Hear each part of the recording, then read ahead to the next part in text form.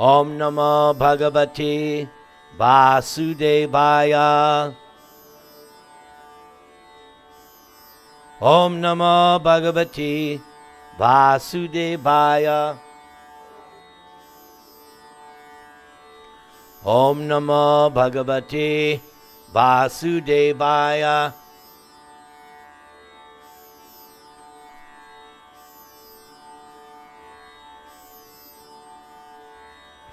Janadapi sunichena tarariva sahishnuna amanina manadena kirtaniya sadahari harenama harenama harenamaiva kevalam kalo nastyeva nastyeva nastyeva gatiranyata.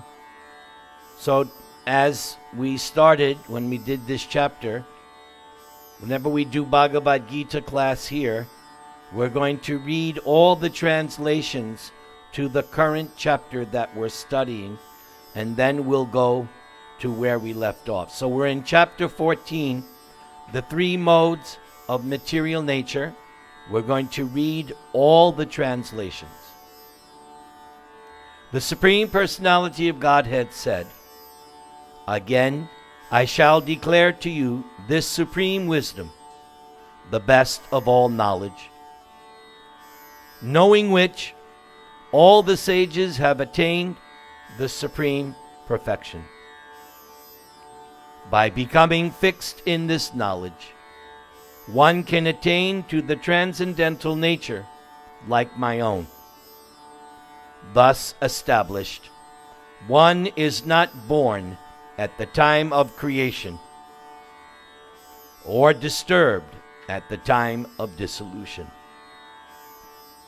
The total material substance called Brahman is the source of birth, and it is that Brahman that I impregnate, making possible the birth of all living beings, O son of Bharata.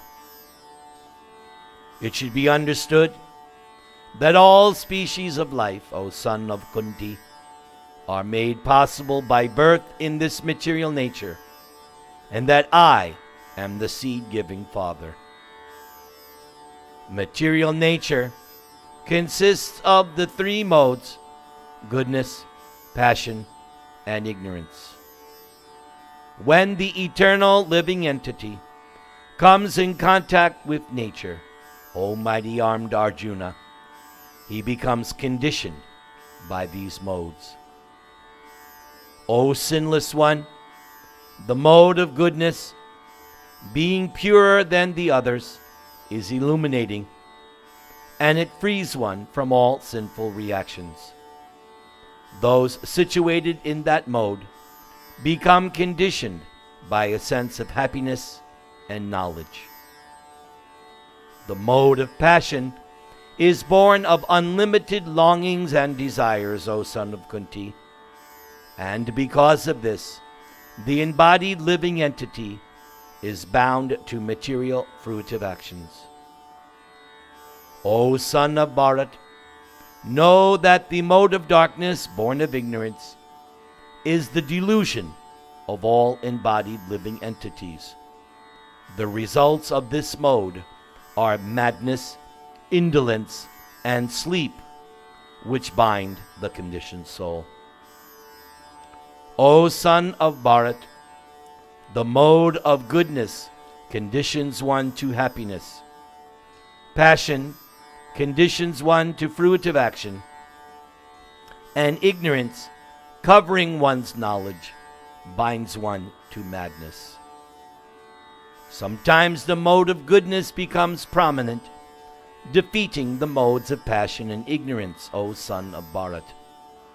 Sometimes the mode of passion defeats goodness and ignorance, and at other times, ignorance defeats goodness and passion. In this way, there is always competition for supremacy. The manifestations of the mode of goodness can be experienced when all the gates of the body are illuminated by knowledge.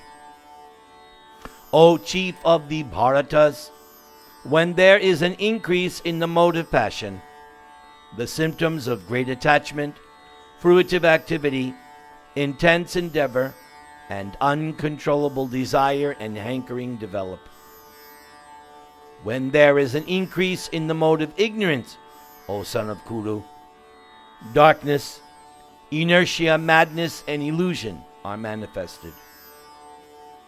When one dies in the mode of goodness, he attains to the pure higher planets of the great sages. When one dies in the mode of passion, he takes birth among those engaged in fruitive activities. And when one dies in the mode of ignorance, he takes birth in the animal kingdom. The result of pious action is pure and is said to be in the mode of goodness. But action done in the mode of passion results in misery, and action performed in the mode of ignorance results in foolishness. From the mode of goodness, real knowledge develops. From the mode of passion, greed develops. And from the mode of ignorance develop foolishness, madness, and illusion. Those situated in the mode of goodness gradually go upward to the higher planets. Those in the mode of passion live on the earthly planets, and those in the abominable mode of ignorance go down to the hellish worlds. When one properly sees that in all activities no other performer is at work than these modes of nature, and when he knows the Supreme Lord, who is transcendental to all these modes, he attains my spiritual nature. When the embodied being is able to transcend these three modes associated with the material body, he can become free from birth, death, old age, and their distresses, and can enjoy nectar even in this life. Arjuna inquired, O my dear Lord, by which symptoms is one known to be transcendental to these three modes? What is his behavior, and how does he transcend the modes of nature? The Supreme Personality of Godhead said, O son of Pandu, he who does not hate illumination, attachment, and illusion when they are present, or long for them when they disappear, who is unwavering and undisturbed through all these reactions of the material qualities, remaining neutral and transcendental, knowing that the modes alone are active, who is situated in the self, and regards alike happiness and distress, who looks upon the lump of earth, a stone, and a piece of gold with an equal eye, who is equal toward the desirable and the undesirable, who is steady, situated equally well in praise and blame, honor and dishonor, who treats alike both friend and enemy, and who has renounced all material activities. Such a person is said to have transcended the modes of nature.